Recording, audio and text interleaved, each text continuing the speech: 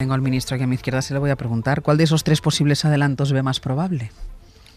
Probable, en el sentido matemático de la palabra. Bueno, yo creo que es un poco difícil ahora, yo creo que es un poco difícil. Que asigne una probabilidad. Para eso tendríamos que repetir varios millones de veces la historia y calcular cuántas veces se hubiera producido un fenómeno. No, yo solo puedo pronunciarme sobre lo que ha dicho el presidente del gobierno, ¿no? Que, bueno, no lo voy a repetir, lo ha dicho muy claramente que no va a aceptar ningún chantaje ni ningún ultimátum del señor Torra, aunque se lo escriba en inglés, y que por lo tanto, si el señor Torra quiere hacer lo que quiere hacer, no hace falta que espere un mes, puede empezar a hacerlo mañana mismo. Eso no va a cambiar la posición del presidente del gobierno, ¿no?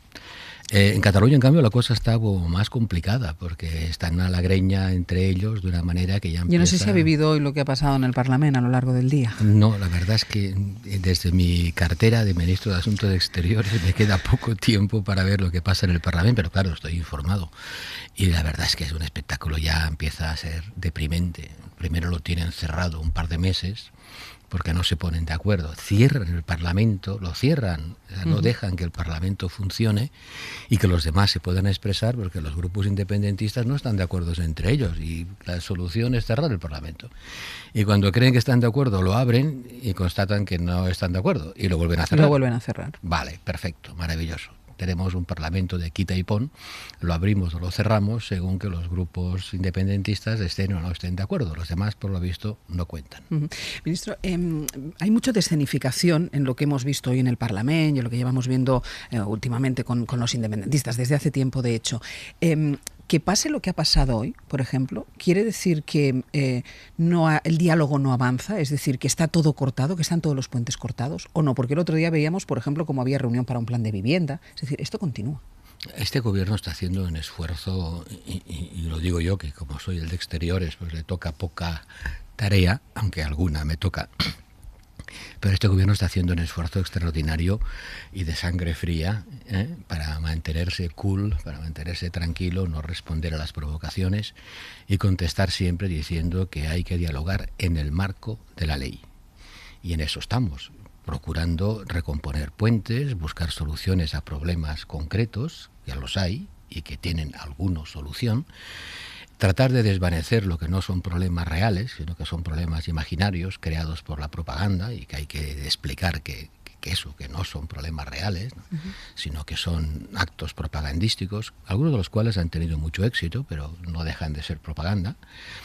Y esa posición es una posición que a veces no es fácil, pero que el presidente del gobierno mantiene contra viento y marea, es decir, vamos a dialogar, vamos a buscar soluciones donde las haya para los problemas que puedan tener solución, pero no nos van a sacar del respeto a la Constitución y por lo tanto, se pongan como se pongan, Cataluña no tiene el derecho a la secesión y como ocurre en la gran mayoría, casi la totalidad de los países democráticos y civilizados que en el mundo hay. Sí, ya sé que me dirán Quebec y Escocia, pero si quiere podemos hablar de ellos en detalle porque también allí hay mucha propaganda, mucha desinformación.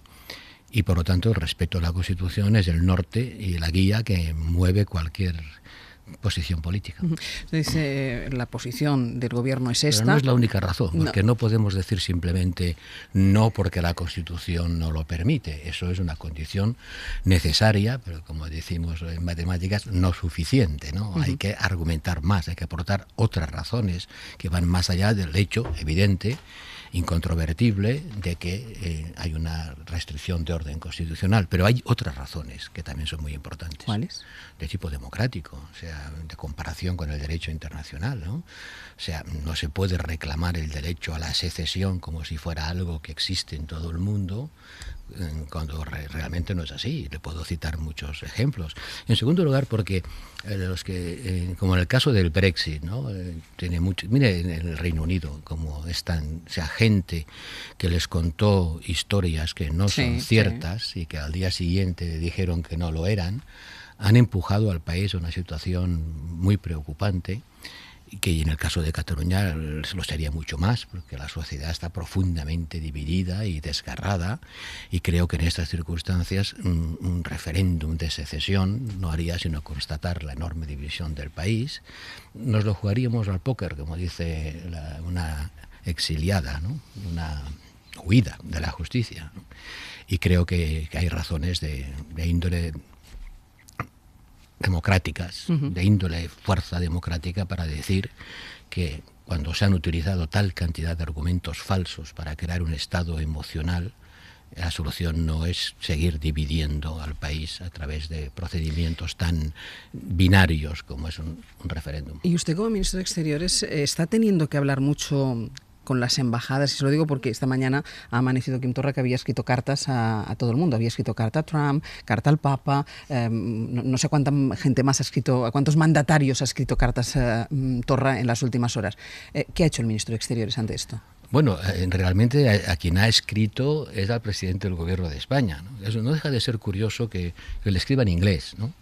A mí, francamente, ya cuando veo esto ya digo, bueno, aquí hay algo que no funciona, ¿no? Cuando un presidente de una comunidad autónoma escribe al presidente del gobierno de España en inglés, pues ya llama la atención. Y a continuación sí, ha mandado esta carta en copia pues a mucha gente, desde el Papa hasta Trump, poniéndoles como testigos de la situación que pasa en Cataluña, que según él es parecida a la de Kosovo, ¿no? Pero yo creo que nadie puede creer algo tan burdo. No es que lo diga en la carta, pero da a entender que la situación en Cataluña, pues, etcétera, etcétera. No es la primera vez que lo hace, ni será la última. Y ante eso, pues también la diplomacia española responde como le toca responder, dialogando con nuestros...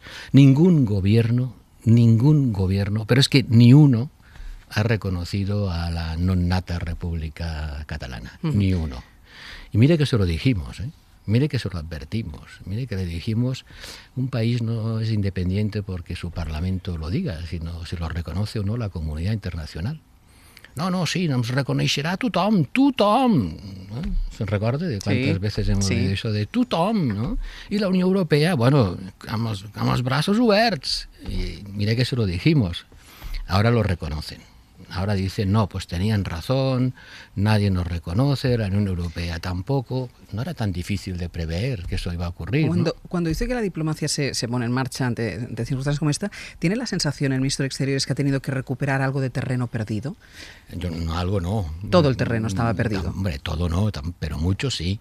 Mucho sí, yo creo que hay combates que se pierden por incomparecencia del contrario. ¿Qué es lo que había pasado con el anterior gobierno? Seguramente las instrucciones que tenía nuestra diplomacia eran de no entrar en el debate.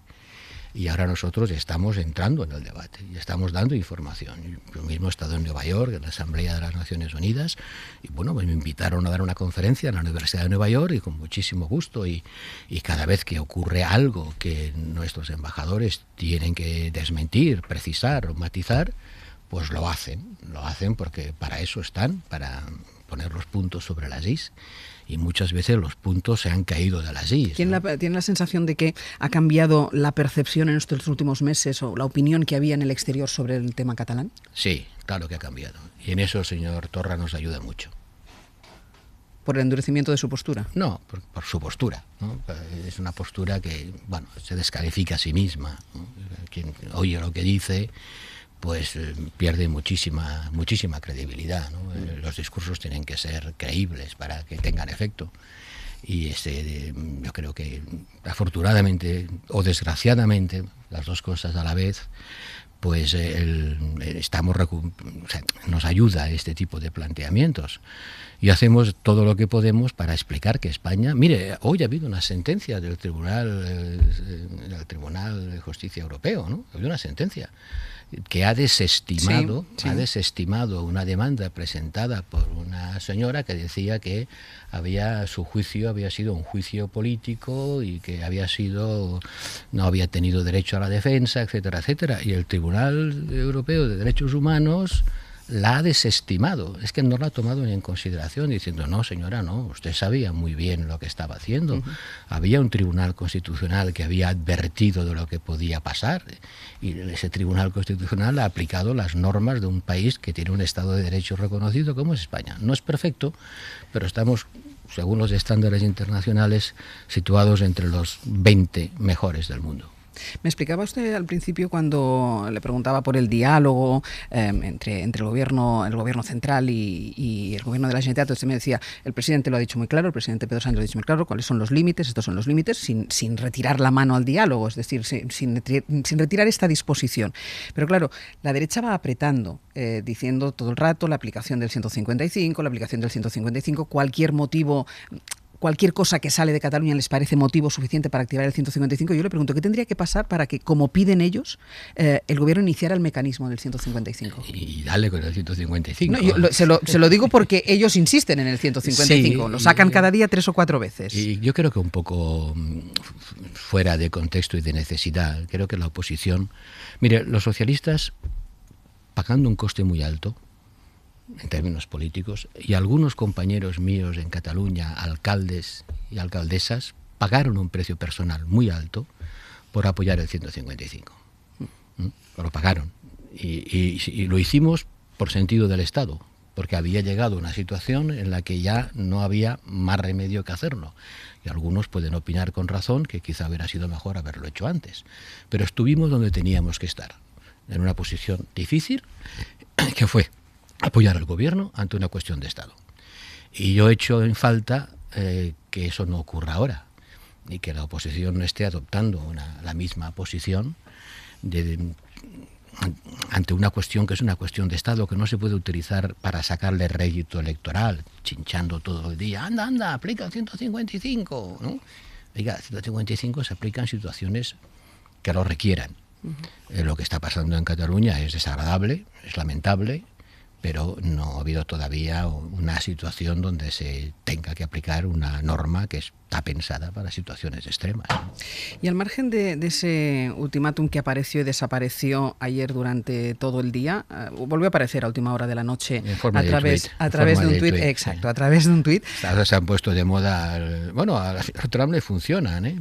Bueno, pero todo el mundo tuitea mucho, porque el presidente Pedro Sánchez también tuitea mucho, ¿eh? Pero no amenaza a nadie. No, eso no. Yo digo, hablo del uso del tuit. Hablo del uso del tuit. No, pero el tuit, hay algunos responsables políticos que lo utilizan para lanzar amenazas o ultimátums. Algunos tienen poder para que sus tuits no se tomen en broma, como es el caso del señor Trump, que acaba de firmar un acuerdo de comercio con México y Canadá a base de tuits. Pero el señor Torra no es Trump, ¿no? Al margen de ese tuit que le decía, ¿la estabilidad de este gobierno está en manos de los independentistas? ¿A qué le llama usted estabilidad? Bueno, pues que pueda avanzar tranquilamente en esta legislatura. Bueno, avanzar tranquilamente, desde luego nada, ¿no? O sea, cuando se tiene la minoría parlamentaria que se tiene, todo menos tranquilo.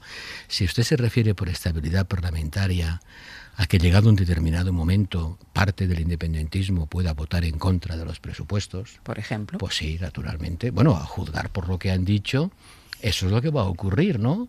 Si el señor Torra no se desmiente. Bueno, eso lo dice el señor Torra, pero no lo dice todo el independentismo. El señor Torra no es un cualquiera, que yo sepa, ¿eh? El señor Torra es el presidente de la Generalitat y vicario del señor Puigdemont. Bueno, ahora falta ver cómo respiran sus socios. Es el representante en la tierra del señor Puigdemont, en la tierra catalana, quiero decir. Entonces, bueno, pues compromete, digo yo que su palabra compromete algo, ¿no? Porque si no compromete nada, vamos a dejar de ocuparnos. ¿Y en el caso de que no apoyen estos presupuestos? Pues entonces veremos qué es lo que pasa, pero la Constitución permite la prórroga, ¿no? Pero eso ya será el presidente del gobierno el que tendrá que juzgar. ¿Pero estarían dispuestos a gobernar? Hoy lo decía la ministra de Hacienda, ha dicho que la legislatura seguirá con o sin presupuestos. Esto se interpreta que si la legislatura sigue sin el apoyo de los independentistas y sigue con o sin presupuestos, seguirá con unos presupuestos prorrogados. Bueno, es lo que prevé la Constitución. La Constitución dice, mire, yo he sido secretario de Estado de Hacienda en mi vida anterior y hice 8 presupuestos del Estado. 8 presupuestos del Estado. No es un ejercicio fácil. Y sabíamos que había que presentarlos, que te los podían tumbar. De hecho, nos lo tumbó Pujol en el año 95. Pujol nos retiró el apoyo en el año 95, en plena presidencia española de la Unión Europea.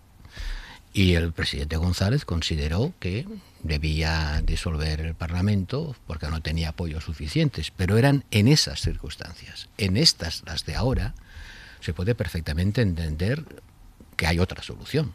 Y eso nuestra Constitución lo reserva al presidente del gobierno, que él y solo él tomará esta decisión en función de las circunstancias que se produzcan cuando se produzcan. Mire, ministro, a mí me hace mucha gracia cuando dice él y solo él, como si el resto del gobierno no tuviera nada que decir ni nada que ver, y menos un ministro como el ministro Borrell. Es decir, me creo que la última decisión, como pasa en todos los equipos, la toma el jefe, no lo dudo, ministro, pero él y solo él, bueno, y también con lo que piensen algunos ministros. Sí, pero si la Constitución hubiera querido colectivizar la decisión, habría dicho el Consejo de Ministros. Y no he dicho eso. Pero eso solo son palabras. Gobierno. Pero eso solo son palabras. ¿Cómo que son palabras? Los hechos son que usted me remite todo el rato a lo que dice, a lo que vaya a decidir o la que haya decidido el presidente del gobierno, como si usted no se sentara en la mesa del Consejo de Gobierno, como si no fuera un ministro importante de esa mesa, dentro de esa mesa del Consejo de Gobierno, y como si no supiera exactamente por dónde van las cosas. Pues normalmente esas cosas se consultan, pero no es un tema que surja formalmente de un debate en la mesa del Consejo de Ministros. En eso la Constitución tomó una precaución, porque imagínese usted que hubiera un gobierno de coalición, donde no estuviera muy clara cuál fuera la posición. Bueno, pues la Constitución dice que no es el Consejo, es el presidente del gobierno. Lo que pasa es que luego cuando hay una ministra como la de Hacienda que dice la legislatura seguirá con o sin presupuestos, bueno, se interpreta que estaría dispuesto el gobierno, y algo sabrá la ministra de Hacienda, ¿no? Pues la ministra de Hacienda no es una persona que hable a humo de paja, seguro. Bueno, pues lo vamos a decir. La ministra de Hacienda debe tener parte de razón cuando dice lo que dice. Voy a abrir, tengo un par de preguntas más muy relacionadas con el tema de exteriores, pero por si alguno de los tertulianos de esta noche quieren formular alguna pregunta sobre los temas que teníamos ahora sobre la mesa. Victoria. Buenas noches, señor Borrell. Hola, Victoria, buenas noches. Yo quería preguntarle, lo que ha pasado, los revolcones que hemos tenido el Estado español con la justicia, tanto en Alemania como en Gran Bretaña, tiene que ver... Acabamos de ganar una sentencia. Ya lo sé, hoy, sí, hoy, muy importante. Pero a ver, ¿tiene algo que ver con la falta o la inacción del anterior gobierno de no defender la democracia española consolidada y no ayudar a respetar la imagen de los tribunales españoles, que son los tribunales de un Estado de Derecho?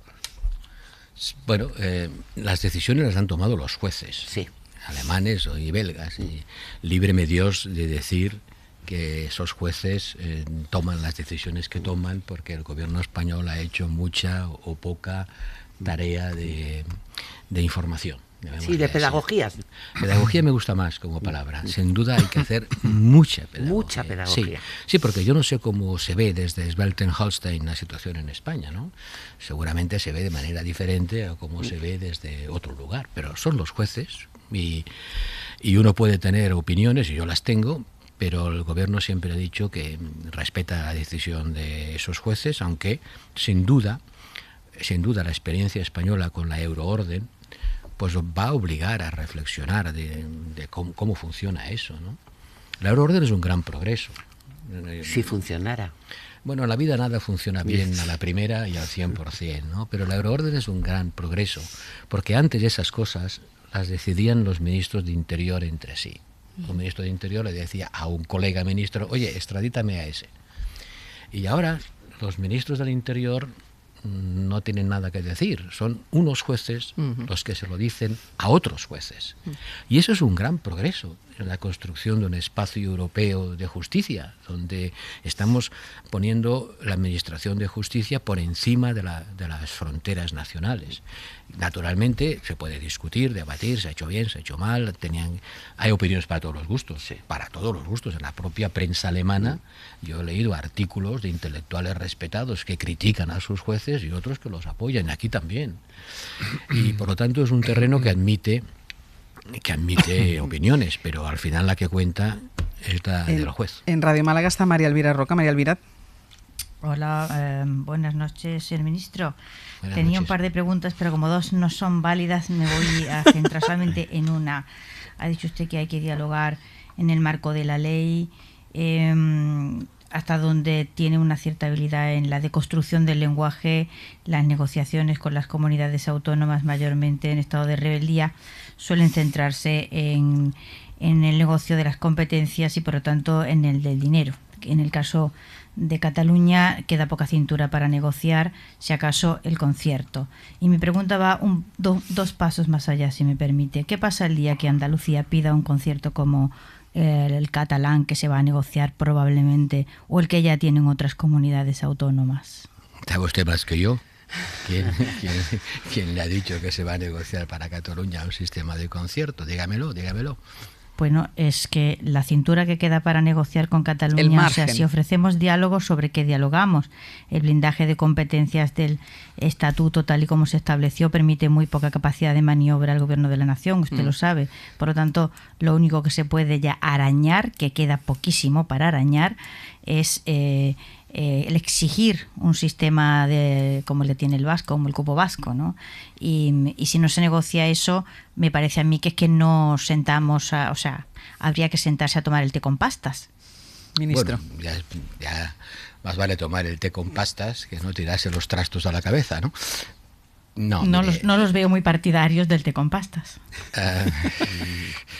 Bueno, empecemos por el té, las pastas vendrán después. A lo mejor ratafía, en la negociación con Cataluña a lo mejor es ratafía. Se hace en mi pueblo. Pero y usted debe saber que Torra es un gran aficionado a ella. Ha hecho mucha publicidad de la ratafía. Bueno, yo esto lo agradezco porque se fabrica. Ya tiene un punto en común para sentarse a hablar con él, la ratafía.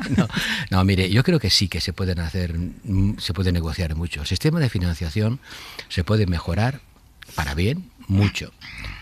Y debo decirle una cosa, Andalucía, por ejemplo, en el actual sistema de financiación, si medimos euros per cápita a igualdad de competencias, pues resulta que está peor financiada que Cataluña. O sea que no es un problema solo de la Comunidad Autónoma de Cataluña, es todo el sistema quien tiene que ser revisado para hacerlo más coherente y más racional. Y eso mejoraría la situación de muchas comunidades desde el punto de vista de la financiación que reciben, entre ellas Andalucía. Y eso no lo menosprecia usted, no hace falta dar el salto a cambiar de sistema. El actual sistema, sin cambiar de sistema, admite mucha mejoría. Aroca. Buenas noches, señor ministro. Quédese usted en Andalucía y no se vuelva a Cataluña de momento. Hay mucha preocupación en la verja de Gibraltar, a un lado y a otro. Son muchos puestos de trabajo, economía, finanzas, el comercio, muchísima preocupación. Usted es militante del Partido Socialista y tiene una cartera que en su día ocupó Miguel Ángel Moratinos.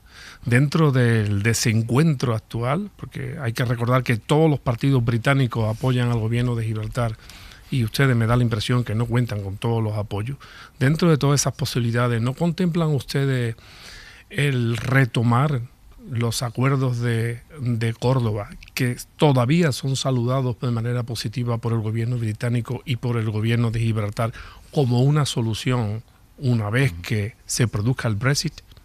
Bueno, hay que trabajar para cuando se produzca el Brexit y luego para la fase definitiva. Pero déle usted alguna esperanza a los campos gibraltareños. Sí, se la doy. Yo creo que... ¿Y a los gibraltareños? Sí, naturalmente. O sea, nosotros negociamos con el Reino Unido. Bueno, perfecto. Negociamos con el Reino Unido. Pero hay personas en los dos lados. ¿Qué? ¿Perdone? Que hay personas en los dos lados, aparte del gobierno. Claro, pero mi interlocutor es el correcto, Reino Unido. Correcto. Y mire, el ministro de Asuntos Exteriores, que ve el horror que es el mundo, ¿no?, todos los días, pues tiene que guardar una cierta esperanza de que algunos problemas se pueden resolver. No todos, pero el de Gibraltar. El acuerdo del Brexit dice que no se aplicará a Gibraltar el acuerdo de salida del Reino Unido si no hay un acuerdo entre España y el Reino Unido. Y en eso estamos, porque creemos que si no lo hubiera sería muy malo. Y a mí lo que me mueve en esta negociación, que le aseguro que me quita muchas horas de trabajo y algunas de sueño, es precisamente el bienestar y el progreso económico del campo de Gibraltar. Esa es la cuestión fundamental. Y creo que es posible conseguir un acuerdo que la mejore, que sea aceptada por el Reino Unido, que no perjudique al otro lado de la verja y que permita ser el primer paso en el acuerdo del Brexit. El presidente del gobierno lo ha dicho muchas veces, no queremos que Gibraltar sea el último obstáculo para el acuerdo, sino el primer paso hacia el acuerdo. No hay posibilidad de volver a la declaración de Lisboa, el cierre de la verja, como claman algunos halcones de la política española. Francamente no lo tengo contemplado, ¿no? El lunes va a Barcelona, ministro, porque se celebra la cumbre de la Unión por el Mediterráneo. Entre los temas, evidentemente, está la migración. España ha batido el récord de llegadas en lo que va de año. Lo del Aquarius sí fue, como usted dijo, un electroshock para Europa. ¿Lo fue también para España? No sé si se ha avanzado algo en el tema de la inmigración. De momento el ritmo de llegadas ha vuelto a su velocidad normal. Ha habido un pico muy alto en verano, siempre pasa, y este verano más porque se cerró la ruta de Libia y claramente un desvío del tráfico. Pero ahora estamos volviendo a una situación de normalidad. Pueden parecer muchos, pero hay que reconocer que la sociedad española y en particular la andaluza ha demostrado una solidaridad y una madurez digna de elogio, ¿no? En España no tenemos las actitudes tipo Salvini en Italia, o Orbán en Hungría, o Le Pen en Francia, o Nutt en Austria, o Wilders en Holanda, ¿no? Que utilizan la inmigración como un arma arrojadiza tipo 155, ¿no? Para agitar las aguas y provocar problemas y rechazo entre la población, ¿no? De momento la población, los ciudadanos españoles entienden que los inmigrantes son gente que necesita ayuda y protección y se están comportando de una manera en absoluto parecida a esa corriente xenófoba que atraviesa Europa. ¿Y qué tiene que hacer Europa con esta corriente xenófoba que atraviesa Europa? Con esos Salvinis, con esos Orbáns. Pues pedagogía. Volvemos a la pedagogía. Es que no tenemos otra arma en política, ¿no? En política solo tenemos la palabra y la razón, solo tenemos la capacidad. ¿Pero preocupa ese auge en Europa? Naturalmente que preocupa mucho. No quiero ofender a nadie ni crear un incidente diplomático con ningún país, ¿verdad? Pero claro que nos preocupa y se va a ver en las próximas elecciones europeas, donde va a haber una división entre los que tienen una concepción de Europa más abierta al mundo, una Europa que protege a sus ciudadanos, pero que entiende que no está sola, no es un asteroide perdido en el espacio, y los que tienen una visión de Europa pues más cerrada, con otros planteamientos sobre cómo funcionan las democracias y sin querer aceptar que la emigración no es un problema que se resuelva cerrando fronteras o levantando muros. Eso así no se resuelve. ¿Siempre toma café a estas horas, ministro? Tomo café. ¿Pero es cafeinado o descafeinado este? Creo que tomo 20 cafés al día. Eso no es bueno. No sé si se lo han dicho, pero eso no es bueno. Al menos me ponen 20 cafés delante. Y luego serán los que se toma o no se toma. Si me los tomo no, ya depende. Ministro, yo le agradezco. Le dejo que se vaya a descanar con este café. Muchísimas le agradezco que haya gracias estado esta noche en Hora 25. posibilidad de explicarme. Hasta luego. Muchísimas gracias.